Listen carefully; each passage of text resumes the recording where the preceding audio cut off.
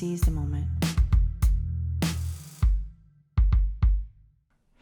All right. So, Corinne, for those of people who don't know you, who are you? What do you do? Who am I? That is the question we all want to know. Yeah. As in like about themselves, not necessarily about me. So my name is Keren and I work as a nutritionist. And recently I started incorporating more psychotherapeutic techniques and elements into my practice as well, specifically in cognitive behavior therapy. And with my nutrition background, I actually went to school to be a dietitian. So I wanted to work in public health. I came from a very science, research based background.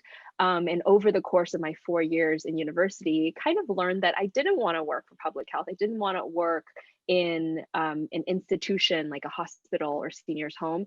I wanted to build my own practice that was more aligned with my values within nutrition, which is very whole food based and very founded in like bio individuality. So respecting what each person's context means. And I find that sometimes within public health, obviously it's very important as we've seen in the pandemic, right? It's difficult for professionals to spend a lot of time caring for a client and Hmm. doing so with accounting for all of their life's circumstances, their genetics, their cultural background, and things like that. And I just love taking the time to get to know someone on a really deep level. So I decided to kind of segue and build my own practice. And since then, it's been really fun. It's been a really steep learning curve running a business, Hmm. but I'm really happy with the way that it's turned out so far.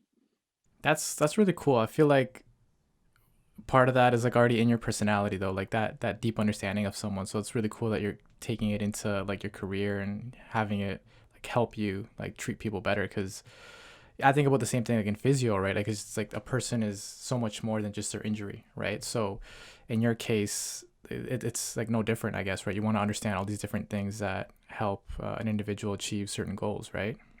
Mhm. And when I first set out on this path, I don't think I realized all of those very intricate details and things Hmm. that I liked or didn't like about it. I just did it because it felt like something I was interested in. But as I built it out more and more, I could see that wow, this really was the right decision for me because it aligns with my personality. And the one thing I could do endlessly in life is having like meaningful conversation with someone. And it could be about anything, not necessarily nutrition. There are so many things outside of nutrition that have an impact on our food selection and food Hmm. choices, that I'd love to talk to people about. That's awesome. So tell me a little bit more about cognitive behavior therapy because I feel like some people might not be too familiar with it. I think I mean, the way that I look at it, I think it's really important for almost every profession to incorporate a little bit of it. But let's just talk about what it is and maybe how you incorporate it in your practice. Sure. So the official description would be it's like a school within psychotherapy that studies um, the cognitive and behavioral link. So, cognitive being your thinking. So, the way that you're thinking impacts your actions and behaviors. And I actually like to think about it as the intersection between knowing and doing. For instance, even with healthcare professionals, people who quote unquote should know better, we know a lot of things about nutrition, about exercise, about how to live a healthy life, but not all of us necessarily do it Yeah. because there are certain blocks or obstacles or rules and values in place that prevent us from doing it. So my work, part of my work now, is helping people move through those cognitive obstacles so that their thinking and their knowing can be expressed as action and behaviors, and specifically within nutrition and food.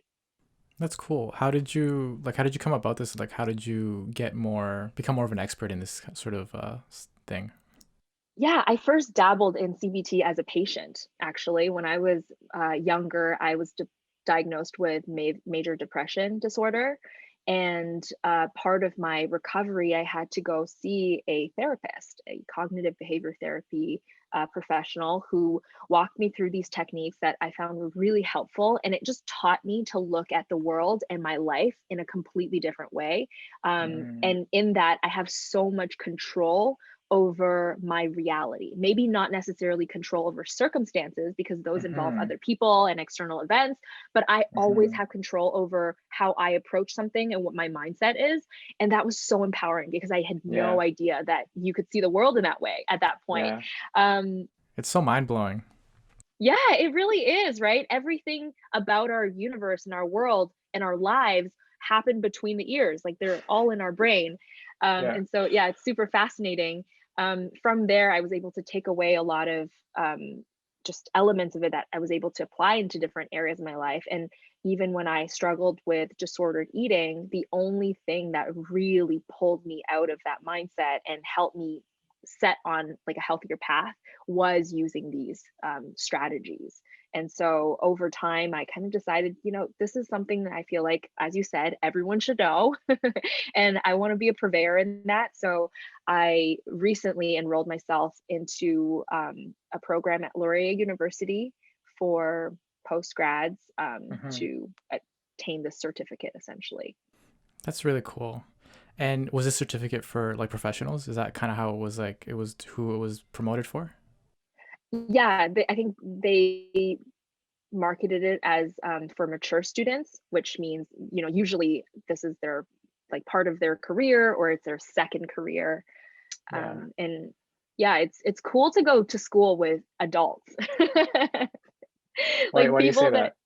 it's cool to go to school with adults as an adult. Because when I Yeah. went to university for dietetics, that was full of mature students. Lots of my Yeah. friends in that program had kids and they were married and this was their second career. But now, as an adult, also being part of this program, it's so cool because everyone's really in it.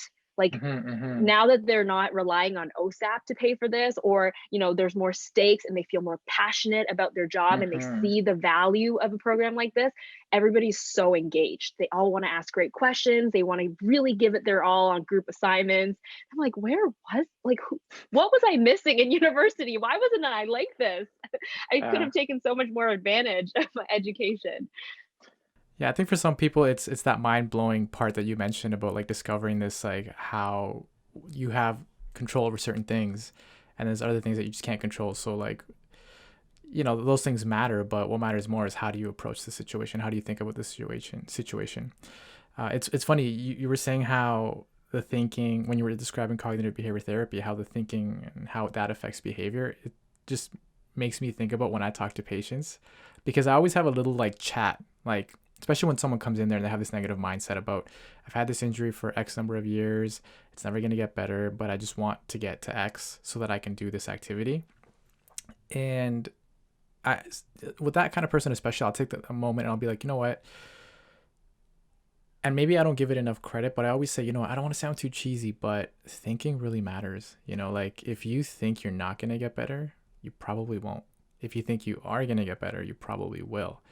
And I remember having that conversation with a friend a long time ago, maybe 5 or 6 years ago. And my friend was like, dude, that sounds like voodoo. Like me thinking about a situation isn't going to change the situation. Like in this situation, this person's cat went missing, right?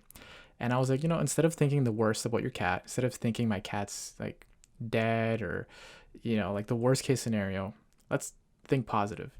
And they were like, how is that going to help? They had no idea. And again, I don't have the deep understanding that you have or that others have, but the way that I look at it is look, your thinking is going to affect your behavior, right? So if you think your cat's okay and you think there's a chance to find your cat, you're probably more likely to print out flyers, make some calls, go walk around and look for your cat, and maybe you'll find your cat. But if you don't think that, you're not going to bother and you're just going to sit at home, and then any chance of finding your cat is completely gone, right? So it's interesting that you say that, and I think that program I think everyone should look into it and learn and get more details about this cognitive behavior therapy. It's really cool. I'm really glad you're doing it. I'm really excited to see where that takes you. Thank you. And I agree. A lot of the times when people hear, oh, your thinking matters and positive thinking is better for your behavior, or whatever phrase they hear it in, I think what they're hearing, what they're interpreting is someone saying my thoughts aren't valid. They're saying that Mm-hmm. my thoughts can't be true. But what cognitive behavior therapy addresses, it's not necessarily about the validity of your thoughts, it's about the effectiveness of your thoughts. So if you have a thought, yeah, it could be partially true. You're right, your cat might be dead. It's possible. But what are the benefits of thinking that way? You know, all you're going to do is be miserable while you wait to find out. And that misery is going to impact the other areas of your life, including your physiological wellness, your social relationships, your productiveness at work. So instead of focusing on, yeah, my thought is valid, so I'm going to hang on to it, it's okay to reframe that thought and just think it's valid, but it's not serving me right now. So I'm going to let it go. And so I can excel in these other areas of my life that I do have control over at the moment. So it's kind of just about looking at the big picture rather than focusing on that one thought at the time. Yeah, I love that, the effectiveness of it. Yeah, because a lot of people, I think that that's the problem, is that validity of their thoughts and how they feel and whatnot. And yeah, I love the way you phrase that.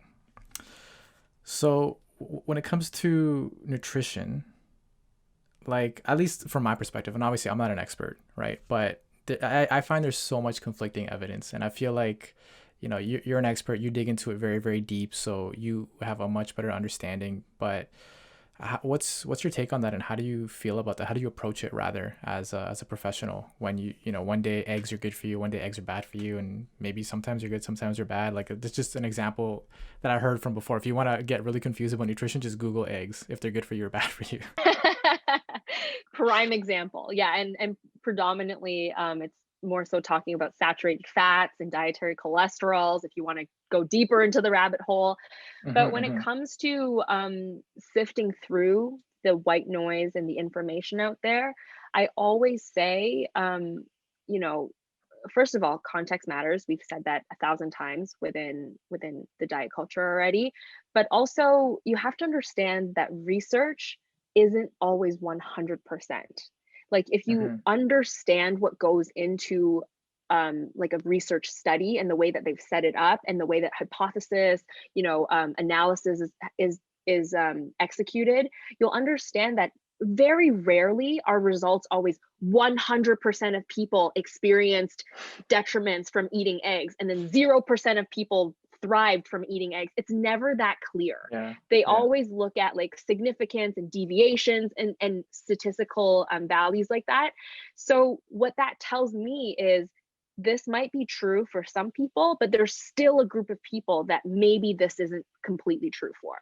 And so having that in mind, you're able to just take so much more consideration when you read catchy, flashy headlines like that, in that nothing is absolute, even within science, even within physics, things like gravity. Yeah, we can measure it, we can test it, but all of those at the end of the day are just hypotheses. We can't physically see it. I'm not saying gravity doesn't exist. I'm like not one of those people that's like flat earth or anything like that. But it's true, that's what science is. It is a lot of educated guesses stringed together. And you can learn a lot from science in that way, but that doesn't mean that it applies to everyone, especially when it comes to nutrition, all the time. So a lot of little details need to be accounted for when you're making changes. And what I like to do is I go through a hierarchy of importance when it comes to making nutrition changes. Because even for me, if I read a book, there are some books that are so compelling or documentaries that are so compelling. I'm like, should I make that change too? Like, or should I make that change every single day? I could be making 10 changes based on what I read. And what I kind of base my decision on is this hierarchy of importance. We start with nutrient density. Is my diet really nutrient dense? Is this change going to help me change the density of nutrients in my diet? That's first and foremost.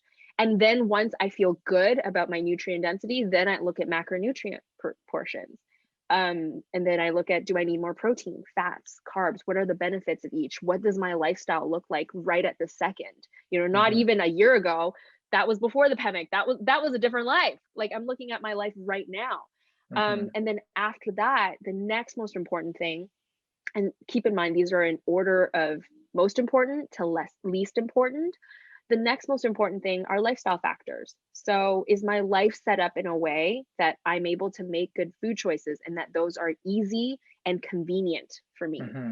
So things like sleep, that changes your appetite and satiety cues. If you're underslept, then you're gonna crave more carbohydrates and sugar. You're Mm-hmm. gonna crave more comfort foods and junk foods. Your mood is gonna be lower. So you'll want those psycho emotional comfort things, right? And security Yeah, things. yeah. And then also digestion. Like that's another lifestyle factor. If I'm bloated all the time, that means I'm not breaking down nutrients and absorbing them and making use of them. That means they're just going out the other end and I'm just wasting my money.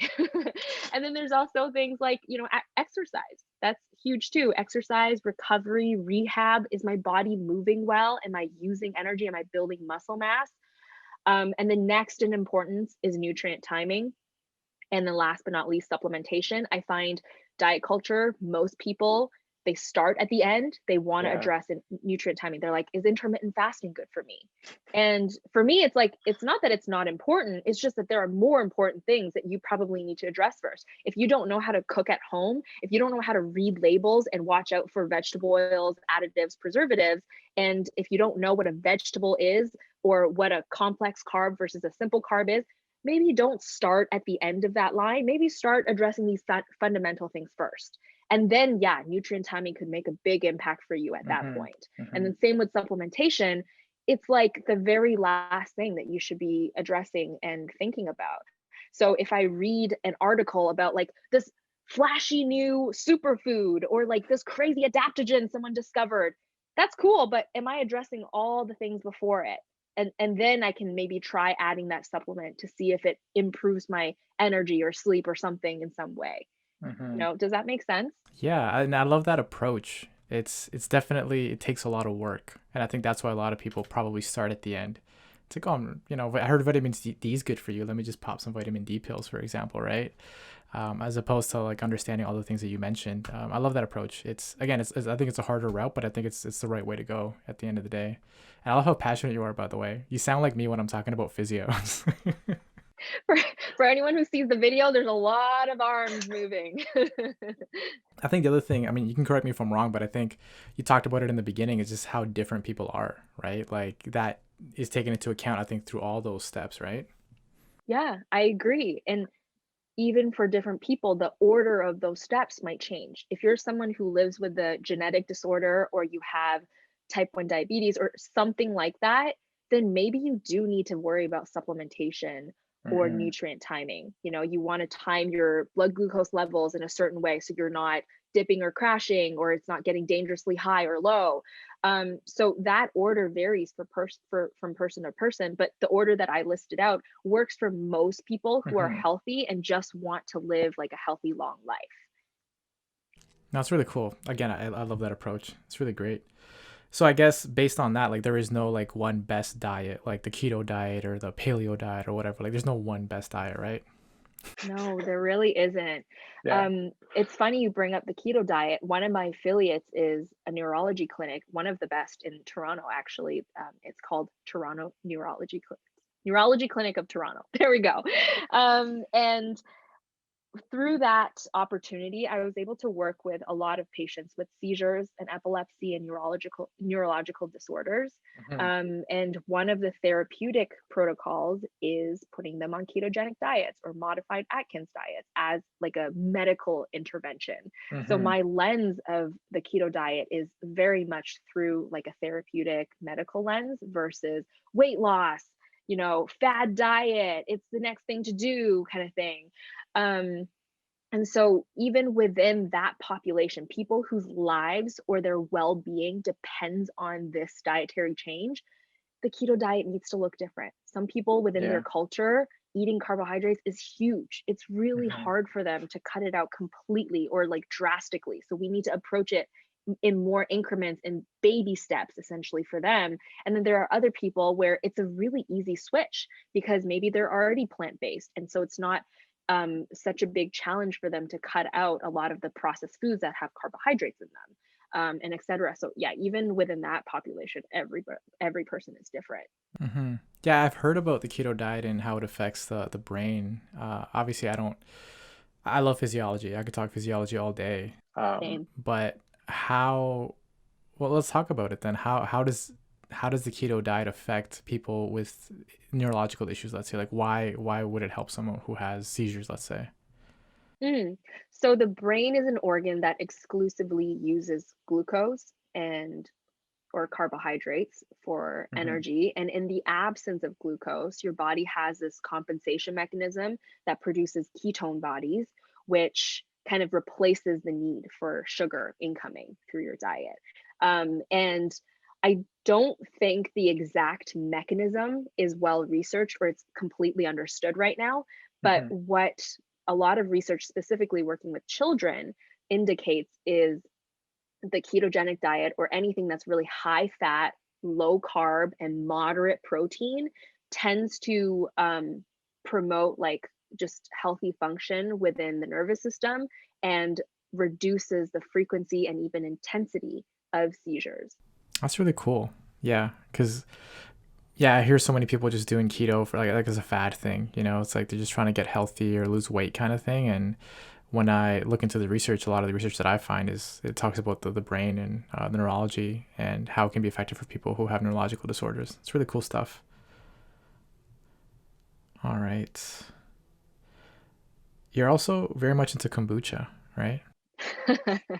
Just a little bit. Okay. I just launched my own line of kombuchas. It's called Kindred Kombucha.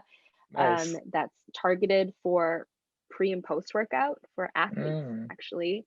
Yeah, nice. I find just in my own personal journey, I started brewing kombucha because I had a lot of gut issues that manifested as skin issues and energy dysregulation. And once I switched to drinking kombucha, I was able to get rid of my caffeine habit, so my coffee addiction, which a lot of Mm. people are triggered hearing this. They're like, "What do you mean my coffee addiction? I love my 5 cups a day." Oh my gosh.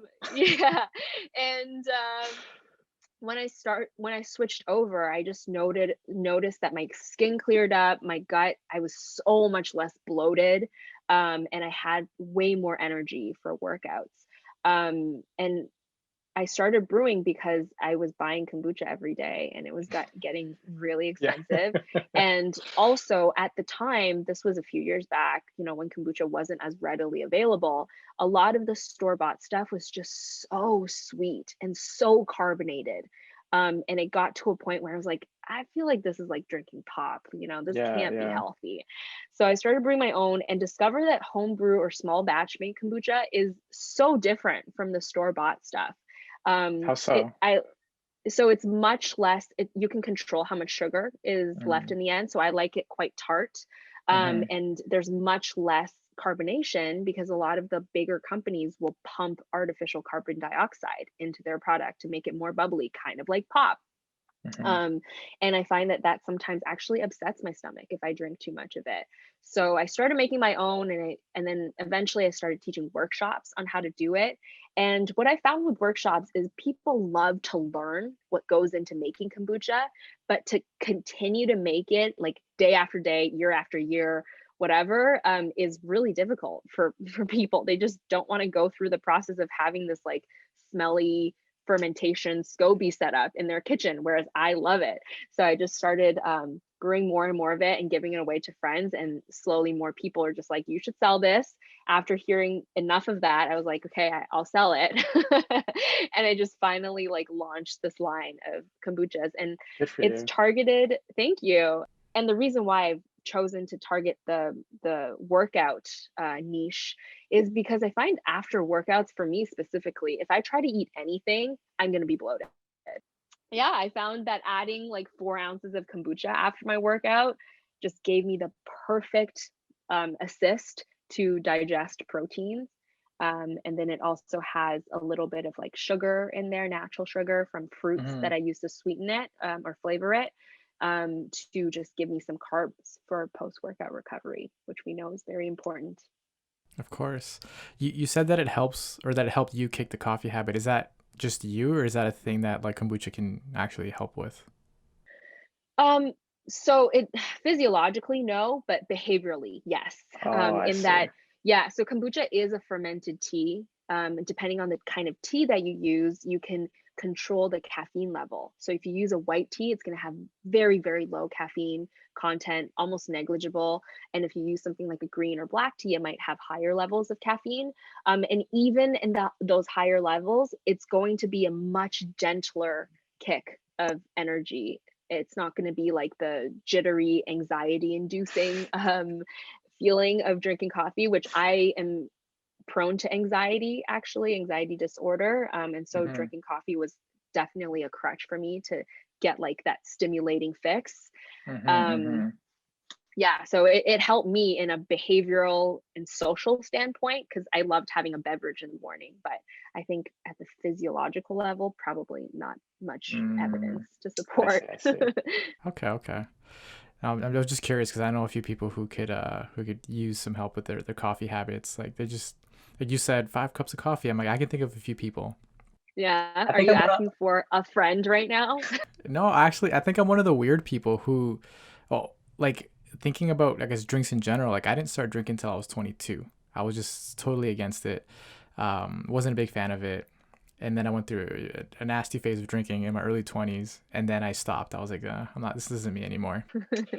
And then with coffee, I just never really got into it. I mean, if anything, I have coffee on vacation. Like when I'm in Cuba or when I'm like in some tropical place and I have their coffee, I'm just like, oh, this shit tastes good. You know, like I do it more for like the flavor of like the location kind of thing.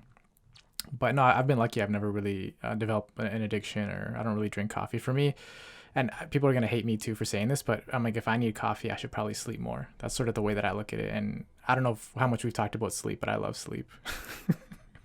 We've talked about sleep, and I know you love it. And I support that loving relationship. Yeah, if I could marry sleep, I probably would marry sleep. Wow, it's like that. It's like that saying, if you love a person, let them sleep. Yeah. I completely agree. I value my sleep a lot. Yeah. How many hours do you usually aim for, let's say? 8 is usually my sweet spot. If I sleep too much past that, I get really groggy. And so I'll typically try to go to bed around like 9:30 and I'll get up for like 6. Me, I aim for 9 is my magic number. If I get 8, I'm okay. 9, I'm good. Any more than that, I feel like I don't feel any better. I feel the same. Any less than 8, I gradually start turning into a zombie. So I'll go like 8, and then 7, I'm like, I can still function, but I feel kind of like sleepy. And then 6, I'm like kind of more of a zombie. And then 5, 4, 3, I'm just trying to get through the day. I'm just kind of like zoned out. I'm like, okay, cool. All right. I'm learning, but it's just going in one ear, out the other. Like I'm listening to you, but it's going in one ear, out the other. So oh man. It always blows my mind. I have a friend who's been sleeping like 4 or 5 hours for like years. And I have no idea how he functions. And I talk to him all the time, and I send him all the YouTube videos and all the TED Talks about sleep. And he's just like, so it might be a bigger issue that he needs to deal with. But yeah, sleep is super important. It might be one of those things like you don't know what you're missing until you change your habits for a while. Like sleep is not one of those things where you can just catch up for all the sleep you've lost in your life over 1 or 2 nights. It has to become a habit. And then over time, your circadian rhythm, your metabolism readjusts to this new cycle. But yeah, like the science is there, the facts are there. And I mean, tying in CBT, like that's definitely something that we would address is like, you have all the information, the data is there, but what is preventing you from doing better or changing your behavior?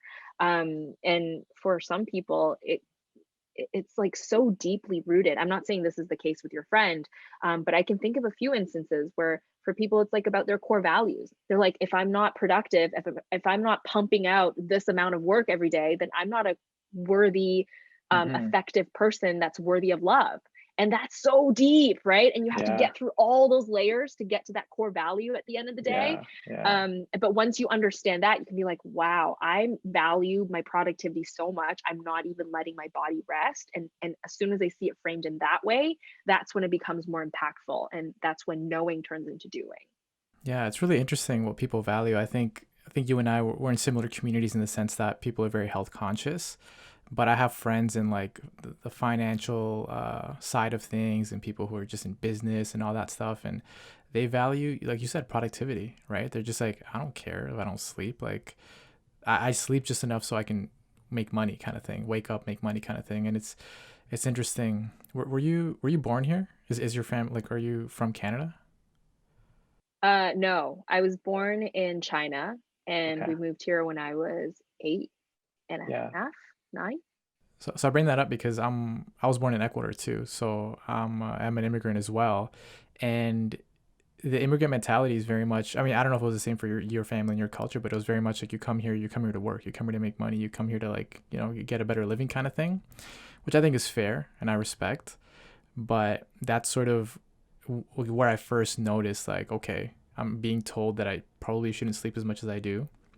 I'm being told that I should work more and prioritize like work and school and making money and having all these material things, right? And I don't know, somewhere along the way, again, I think I'm one of these weird lucky people who just I was like, that doesn't sound right to me. Like, it's nice to have a nice watch, it's nice to have a nice car and all these things, but I'm like, really? I feel like, okay, you need nutrition, you need good food, you need shelter, and you need loving people around you, so for me to like bust my ass and work, 60, 70 hours a week, if I have those other things, like, do I really need to sacrifice my sleep and my health and all that stuff? So it's just interesting to me. So I was just curious what your experience was with that. I mean, to your credit, I don't think it's just luck. I think you also have a huge hand to play in upholding and protecting your boundaries and saying, I'm not willing to trade my health in for this perceived idea of happiness that everyone else is telling me. Hmm. I want to define happiness based on what makes me happy and makes me feel well. That's really, Yeah. really important. Yeah, a lot of the values that we take on, it's not actually out of choice. It's just all that we've been shown. And so we just Hmm. take it on because we don't know any better. And even as empowered, intelligent, high performing adults, we do that, right? We hold on to these values that were passed on to us without question. Um, in my experience, my parents also were very hardworking. They both came from very high levels of education in China, and unfortunately, that education's not recognized here in the North American Yeah. continent, which is so unfortunate, right? Like Hmm. my dad was a chemist at one of the best universities in Asia, and he came Wow. here and he had to start from scratch. And That's tough. knowing that now as an adult, as someone who's Yeah. been through university and now is pursuing more education, I'm like, fuck, that would hurt me. Are we allowed to swear on this podcast? Yeah. Okay, You can there's a swear. lot more where that came from. Um, yeah, I'm like, fuck, that hurts my heart. And Yeah. it's not just about identity; it's about like dignity too. Hmm. Going from having so much respect to not having any. It's such a big sacrifice that our parents made, right? Yeah, and all that to say is they had to start from the bottom, and the only way to survive and attain stability, which is every immigrant family's dream, is stability, Hmm. Hmm. is to work really hard. That's the Yeah. immigrant dream. Yeah. Yeah, it's very interesting. Same sort of thing. Like, yeah, my parents are well educated. They came here, had to work really really hard, and it's only as an adult that you begin to like see that. Like you said, you go through all these years of school and education and trying to make something of yourself, and then, like, how old are your parents when they came here? Like, were they in their 30s or? They were in their 30s, Yeah, which is like same. not that far off from where I am. Exactly. So I think about it. I'm just like, man, what if like tomorrow I had to leave Canada, go to like some country where they're like, you know what? All the thousands of dollars you spent on school and all the time you spent studying all this stuff, and as good as you say you are at this thing called physio, you know what? Like, no, you're actually, we don't recognize you as a physio here, for example, right? That'd be so heartbreaking, right? I know. And I think about if realistically I were to do that, we would actually be in such a position of advantage and privilege because we speak English, Mm-hmm. this one language. Whereas my parents spoke Chinese, Mandarin, and Cantonese. They spoke two languages. That wasn't enough coming here. Like that means nothing in North America. Mm-hmm. And your parents, I'm sure, are like incredibly well spoken in Spanish. Yeah. Yeah, and that's a huge language. There's so many countries in the world that speak it, but when you come to North America, they're like, no, we Yeah. don't recognize that. It's crazy. Yeah, it's so Crazy. wild. All right. Let's see. Where do we go from here? Yeah, where do we go from here? The world's our oyster.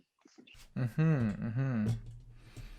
You mentioned mental health, and actually, funny story. I didn't talk to you about this, but I talked to Francis about this because I noticed you guys. I don't know if you guys still do this. I'm not too much on social media anymore. I'm trying to kick that habit a little bit. I'm trying to use it more for like promoting myself as a fitness and health professional more than anything. But I remember you guys used to post this 5 minute journal or post about a 5 minute journal, right? So full circle. Unfortunately, a professor of mine last year he passed away, and he had like this last lecture, and I was watching his lecture, and this guy, I forget AJ or JJ Ramdas, the guy who made the 5 minute journal, was one of his students, and he had made this. Like I think he organized it. And he was saying this speech and he talked about it, and I was like, man, that sounds oddly familiar. And then I thought back to you, and I thought back to Francis, and I was like, oh man, like so this guy created it. I learned it from you through you guys, and then I learned about it again from this guy. I'm like, man, there must be something to this because the way that he talks about mental health and reflecting and how loving his the way he speaks about other people is just, it really hits me. And then the way that you are and the way that Francis are two very loving people, uh, and I've never had the opportunity to delve into it. So yeah, what is this 5 minute journal? Or do you still do that? I don't do it anymore. I have like a different meditation journaling Mm-hmm. process now. But that was a Mm-hmm. great gateway. That was a good way Yeah. to establish a habit and to check in with myself on a daily basis. Basically, what it is every day you can allocate 5 minutes at the bare minimum to filling out this journal that has preset prompts for you to list out gratitudes. And I think it was like um, 3 things you want to remember or be mindful of today. And then there's also a section at the end of the day that you can fill out, like 3 things I'm proud of or I'm happy with how that went, things like something like that. Mm-hmm. Mm-hmm. And I find what that does is it gives you the opportunity to evaluate your mood and check in with your current state, which most people don't do that, especially if you think back to pre-pandemic when they were commuting. Like my dad has to drive like 90 minutes to Oh get my to his God. job. Yeah, like he's driving literally from Richmond Hill all the way across to Mississauga. Like that's crazy. Wow. He has to get up so early. So no, he's not waking up and being like, how do I feel today? What am I grateful for in life? He's like, I need to get to my job. Yeah. So Yeah. what this does is it just carves out um, some space, 5 minutes. Most people can afford that. And it Mm-hmm. gives you preset prompts. So you don't have to be like, what do I have to think about today? It just tells you, like, hey, what are you grateful for? Like, list it out. And it just gives you that opportunity to be reflective in a really guided way. Nice. So if you don't do that now, what's your practice now? Like, what do you do? Mm. Um, Mine is a little bit more just like focused on straight up meditation, which is this process of, for me, it looks like sitting in silence or with lo-fi background music, whatever that is, and then just focusing on breath or a certain part of my body, just being aware of like physical sensations. If Mm-hmm. thoughts come in and out of consciousness, my ultimate goal is to observe them and let them go. And that sounds incredibly voodoo, like hippie woo woo, but it's actually a really well researched area of Mm-hmm. psychology. Mm-hmm. Is this idea of mindfulness practice, because it brings you back into intention. It Mm-hmm. gives you the choice of, do I want to hang on to this thought or can I let it go, rather than automatically acting on the first thing that you think of, which most Mm-hmm. people do. Yeah, it's one of the reasons why I miss the floats. Have you ever done a float before? I have. Yes, it's an interesting experience. What was your Yeah. experience like? I loved it. I had really good experiences with it. A lot of the time I would pass out, I'd fall asleep, but I would spend a good chunk of it just breathing and listening to my breath. And same thing, just like a thought would come in, okay, cool, and then thought goes out, and just focusing on a certain part of my body, which is for me usually my breath. Pretty cool. Only one time I think I had like a weird experience where I was like tripping out. I was not high, but I felt like I was high. I was like, this is super weird. I felt like I was floating in space, almost like I had vertigo. It was really, really weird. But besides that, it was always very loving and calming. And what always hit me is so you leave the sensory deprivation tank, and there's like a little area. I went to the one on Queen. There's like a little area where you just have like a little, I make myself a little tea. I drink my tea. I just chill there, kind of, gather my thoughts, try and get ready for the real world. Because as soon as I would open that door to Queen Street, I would be like, holy smokes, like there's so much stimulus coming at me and I never realized it. Like, I don't know, maybe I'm good at toning it out or I don't know, but I never realized it until I was in that flotation or the sensory deprivation tank. I just came out, I'm like, man, there's a bike, there's a car, there's a streetcar, there's a bird. Everything's like so loud. There's so many things going on. And it almost made me want to go back. I just wanted to turn around and be like, can I go back in there again? Because this is a little bit overwhelming. What was your experience like? I really personally enjoy solitude. So for those people who Mhm. don't know what floating is, it's you get into the sensory deprivation tank and there's a little bit of water. It's very shallow and you basically lie in it. But I think the salinity or the salt level of the water allows you to be buoyant. So you're Mhm. floating in it. You're So cool. literally not, yeah, you're not touching anything. And the temperature is like exactly like room temperature. So you're not cold or hot.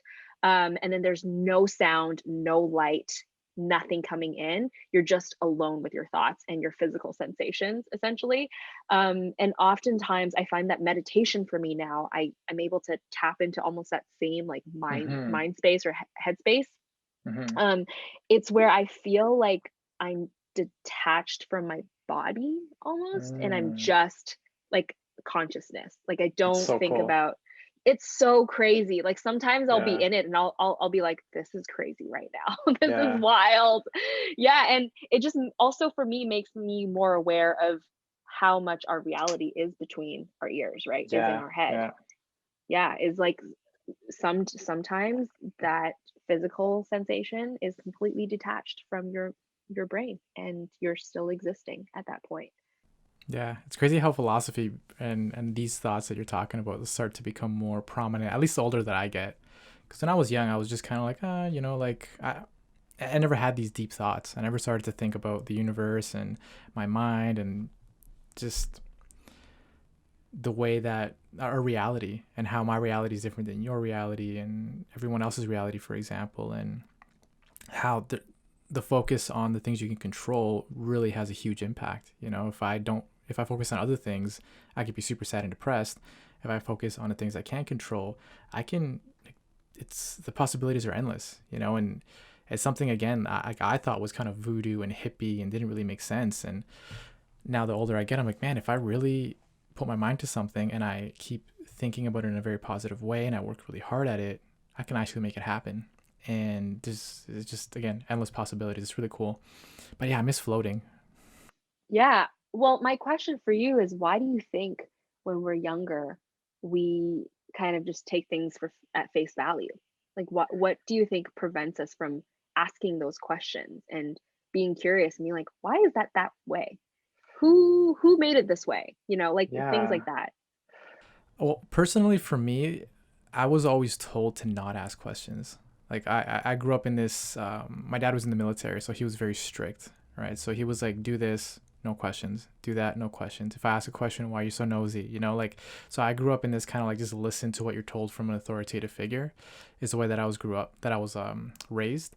And as I grew up, I started to learn, okay, like sure there's some value to that because if this person is an expert and if they've succeeded in a certain thing, sure I can learn from them. But then I started to explore, okay, what if I don't listen to this authority? What if I question the authority? What if I start to explore these other questions, start to discover things for myself? And I started to see that everyone's different. Like we talked about happiness earlier and how like what makes me happy isn't necessarily going to make everyone else happy, and what makes them happy isn't going to make me happy. So it's a very interesting concept to explore. And I think once I started to understand that, that's when I started to question more things and I started to think about these things that we're talking about. What's your opinion or what's your take on that? I'm sure a lot of people can relate to what you said, and I have a similar experience in that I loved asking questions. I loved, you know, being obnoxious and probably at the wrong times. Like I would be that kid in front of a person with a crazy hairstyle, be like, "Mom, why is her hair like that?" Things like that when it wasn't great timing. So I would be silenced. And over time, I Mm, learned that in order for me to receive praise or avoid confrontation and punishment or punishment, the best way is to be quiet and mhm, just observe, which has its own value, but also it makes us feel like, our lack of understanding means that we're inadequate or we're incompetent in some way. And mhm, it definitely mhm. isn't that. Um, I think what the turning point for me was actually through CrossFit. Like when Yeah. I was training really hard for CrossFit, when I was doing some competing for Olympic weightlifting, um, I was training and seeing results, and I should be really happy about that. But I was really miserable because I was training alone and I was missing my Mm, community. And so, this path that was, I guess, shown to be like, like, oh, it's so cool to like train for this, to go to meets and stuff. And I'm sure it is. It's a great fit for some people, but for me personally, it wasn't. I loved working out with friends. I loved doing programming with other people, and mhm. I just really missed that. So for me, it was like, wait a minute, I thought this was supposed to be great, but I'm really miserable right now. This sucks. This isn't what I wanted. Yeah. And so I've had to question, like, what am I doing this for then? Who told me that this was the way to make me happy and make me enjoy training? Who said that? And why did I believe them? So I had to really get mindful, and kind of get to the bottom of that. Yeah, it's funny you bring up CrossFit. It had a similar effect for me in the sense that I used to be the opposite. I used to train alone all the time. I was doing bodybuilding and I was just had my I remember headphones those days. in, headphones in, go to the gym, lift heavy weights, get super jacked, take a bunch of protein, and like that, call it a day kind of thing. And then I learned about this thing called CrossFit through Cassandra, and obviously working at OCR as well. And they're like, hey, there's a gym down the street, CrossFit gym. Like you're probably going to be seeing a lot of these athletes, so why don't like you go like dive into it? And I looked fit. I looked jacked. I was cut. My arms are bigger than they are now, actually. And I was like, yeah, man, I'll school all these people. Like went in very like cocky, like with a huge ego. And I still remember one of the first workouts I did. I tell the story all the time. I don't know if I told you the story before, but I went into the class. It was one of the open workouts. It was 120 Oh weight. God. Yeah. Oh God. You started with an open workout? Oh, Yeah, bless your it heart. wasn't it wasn't the open, but it was an open workout. And the workout was I think it was like 12 point something. It was like 120 wall balls, 90 double unders and 9 ring muscle ups. Yeah, and it was I think it was like 13-minute AMRAP or something. I don't remember. It was like a short amount of time. And I was like, yeah, fuck it, I can do this shit. And I started doing it and I realized, or not, I didn't start doing it. I went to the class and I realized I didn't have a rope. And one of these athletes, it was an older male athlete. He didn't look fit. He had a bit of a beer belly. He had thin arms, almost like a dad bod kind of thing. And I was like, you know, like he had a rope and he came up to me and he was like, hey, like if I'm done my double unders, you can use my rope. And I was like, thanks. And then sweet, really nice. At the time, I didn't interpret it as that. I was just like, what a jerk. He thinks he's going to beat me. That's the way I interpreted it as. And I was like, yeah, yeah, sure, sure, sure. Yeah, yeah, sure, man. I'll use your rope, whatever. I'll use And your then, fucking robe. yeah. And then, I think I just finished the wall balls when the time ran out.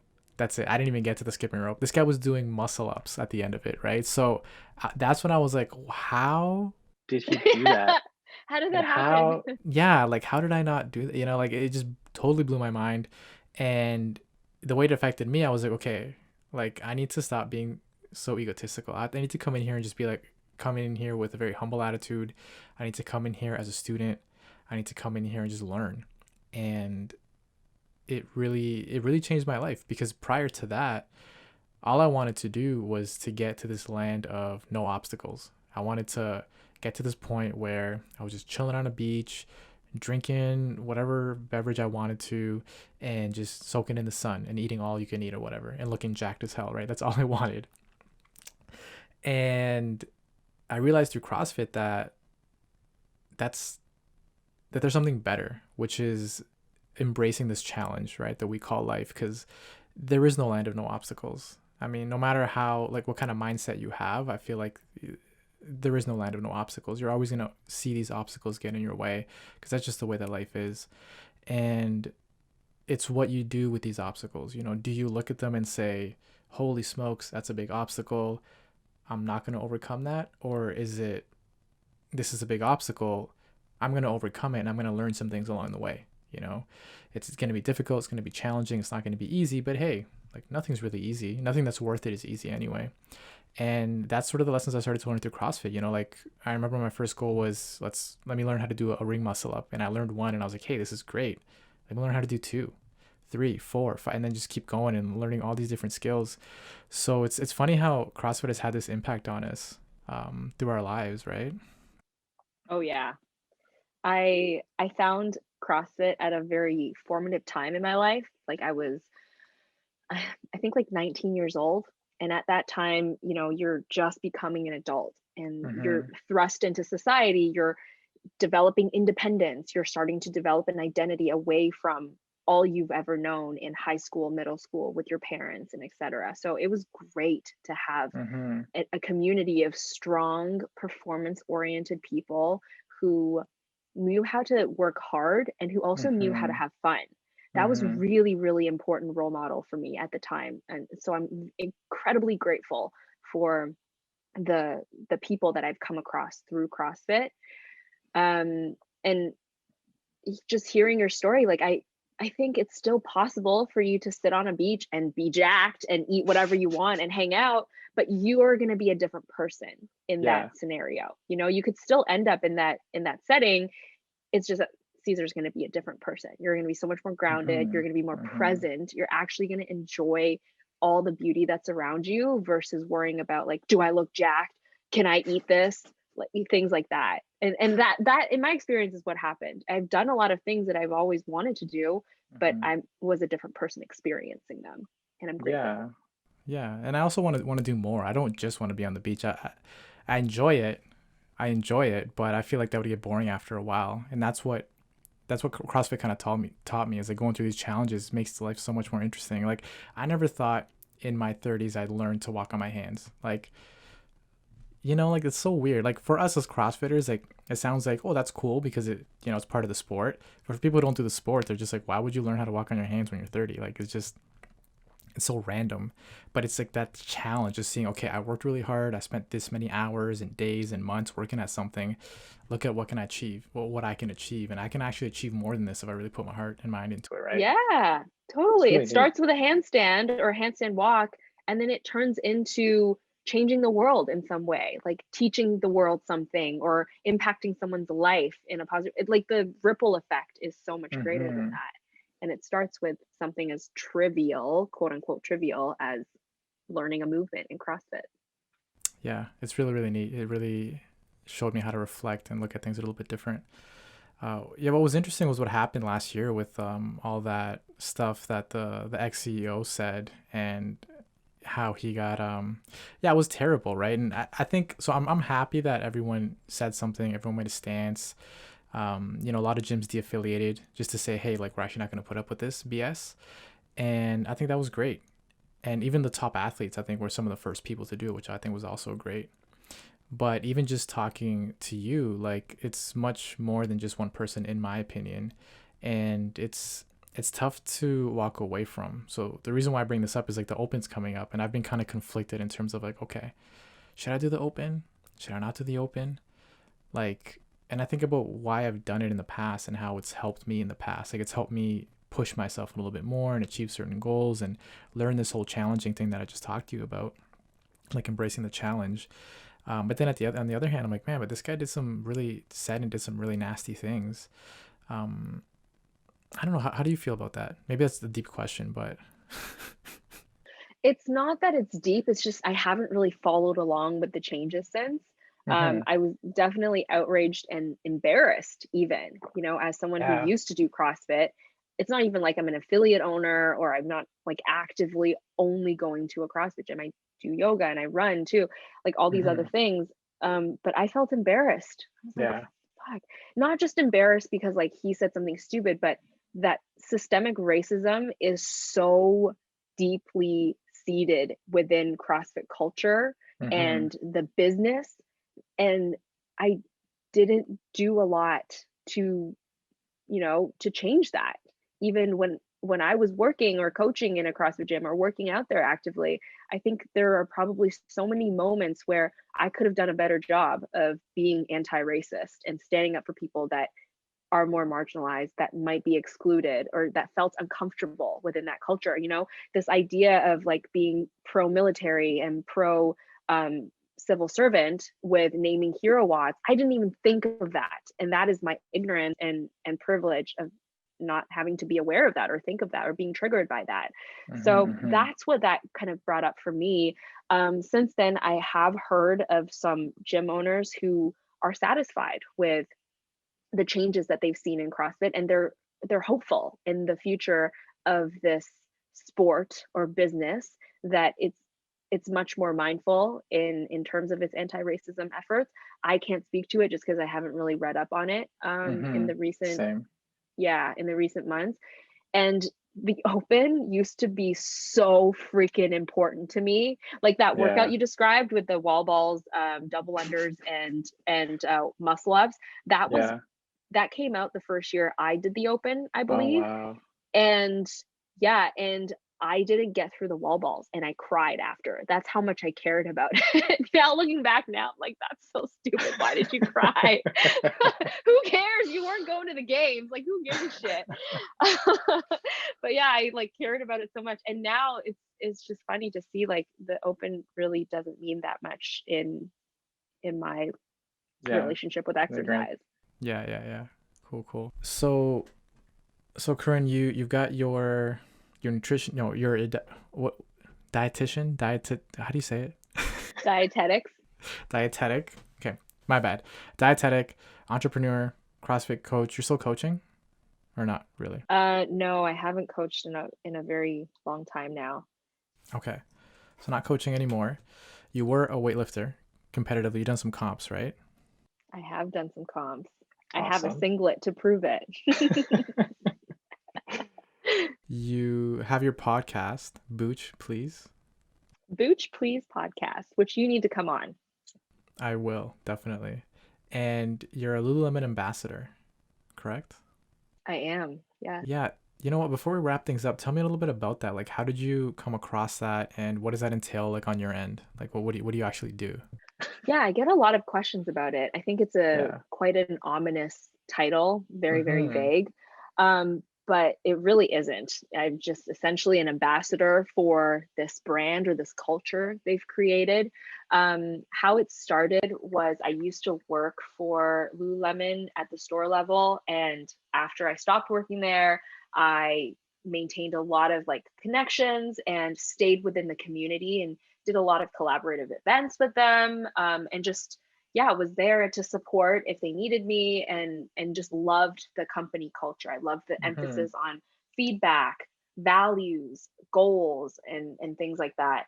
And over time they just asked me to be an ambassador, which all that means is I think I just am an extension of their community. So I'm That's able cool. to, yeah, support their people in some way, whether that's like teaching seminars, speaking on panels, or doing workouts with them.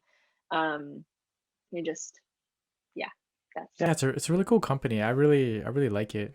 In terms of what they stand for, and as much research as I've done, like it seems like they have really good values and they really care about their communities. I remember they had the that Lululemon on Ossington. That was a really cool space where you could just go and hang out. And so many people just got together, would hang out. There's a ping pong table. I went there all the time with Glenn. Like it was so much fun. We just played ping pong. It was great. beer on tap. Yeah. Yeah. Cold brew on tap, beer on tap. It was so cool. And I appreciate that the company is very much like sees people as its like priority. And I Mm-hmm. also appreciate that they admit they're not perfect, Mm-hmm. especially in the whole Black Lives Matter movement. And a lot of the times with athleisure clothing, there's like body image Mm-hmm. stigma that is just generated within that industry. And I appreciate that there can be conversation around things like that. I don't think they've handled the BLM movement perfectly, in my opinion. I definitely have given feedback on ways that Hmm. they need to improve or change. But I appreciate that that is open to discussion, instead of Yeah. having a closed door, which it shouldn't even be like this pro. It should just be normal. But unfortunately, other companies aren't like that. So we see it as like, wow, like you're so great that you allowed this conversation when it should just be normal. Every company should be like this. Yeah. It's funny. It makes you think about how a human should be, right? Like a human should be like, hey, I'm not perfect. I'm open to your feedback on how to be a better human being, because things change, it's something else that happens as we get older. I think about this comedy skit by or his comedy special by Aziz Ansari. I don't know if you saw his latest one.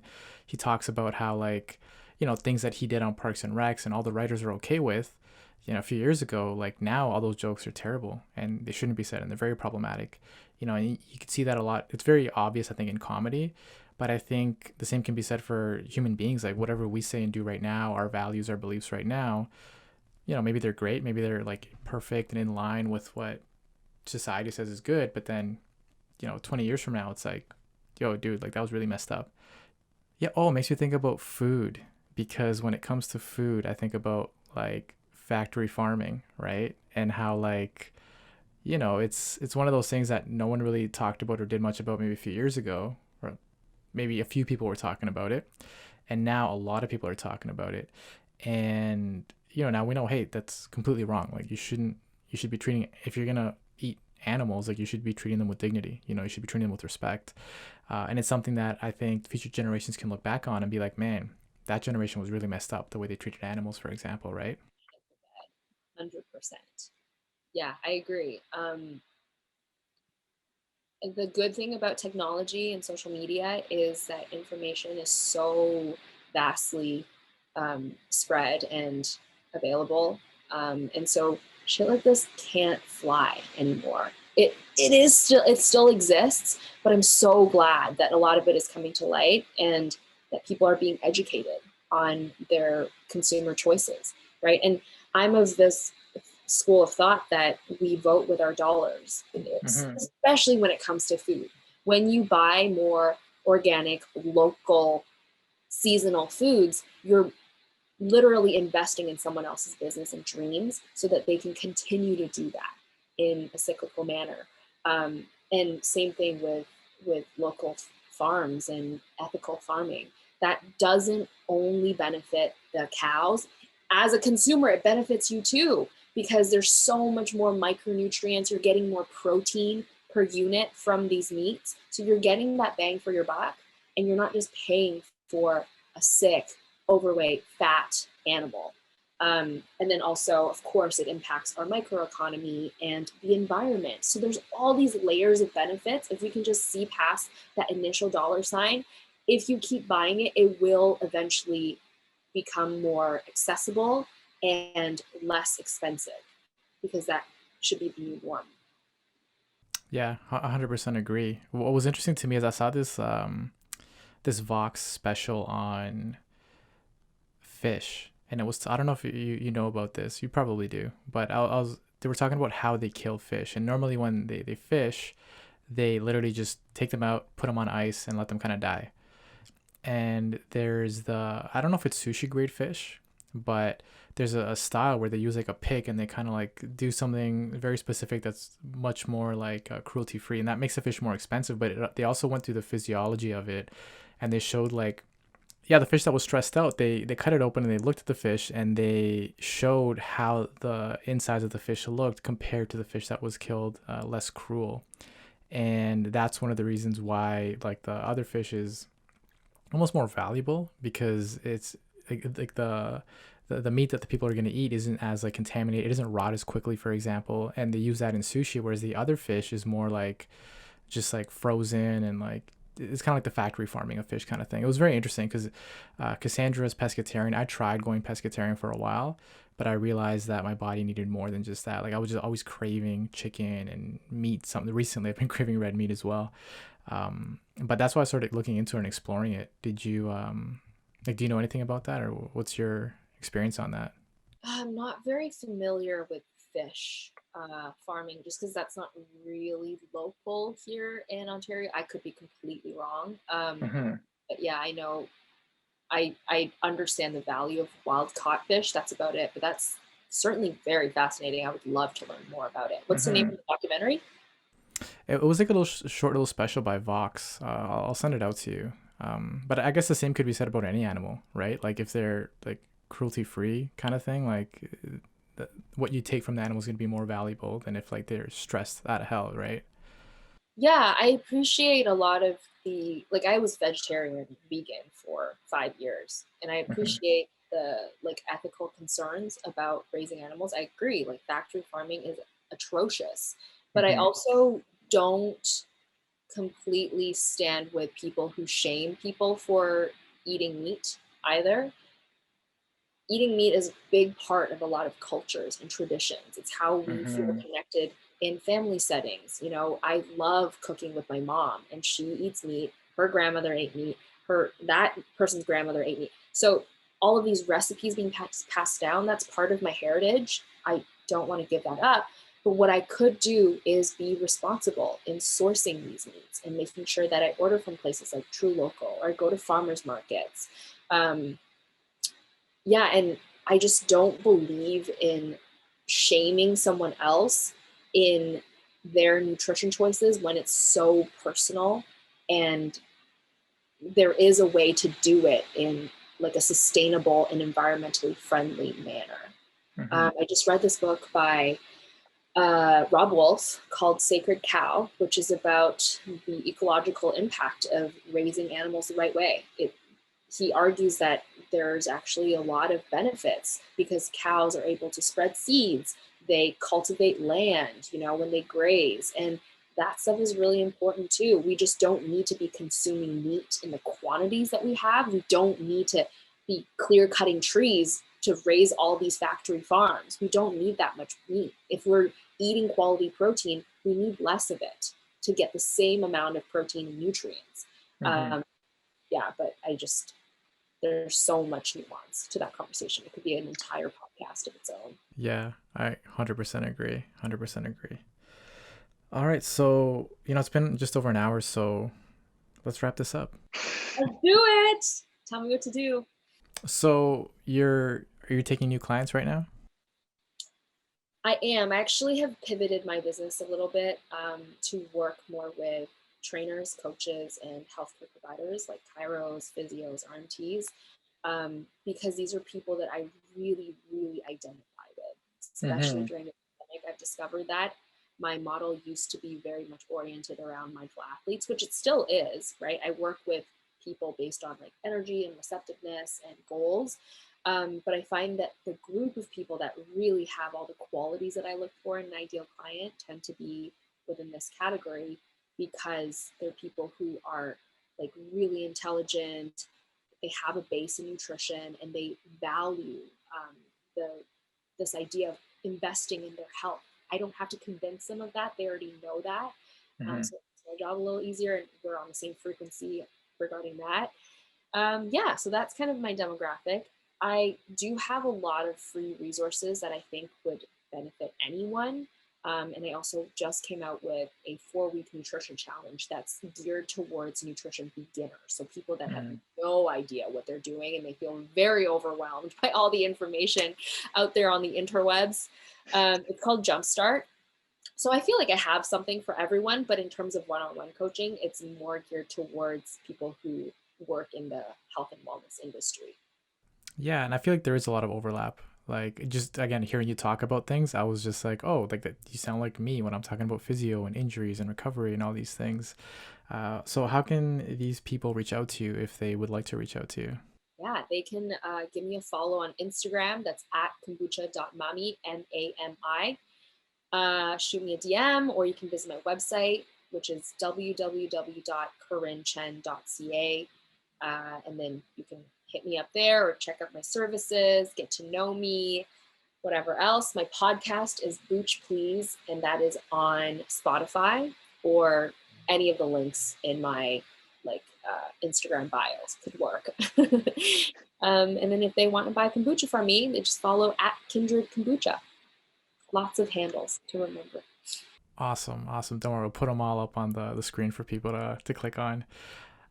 Keren, thank you so much for your time. I know your time is very valuable. You're very busy, so I really appreciate it.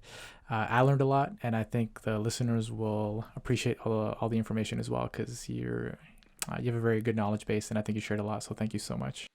Thank you so much for having me. It was a pleasure to connect with you and see your face and hear your voice and just catch up with you.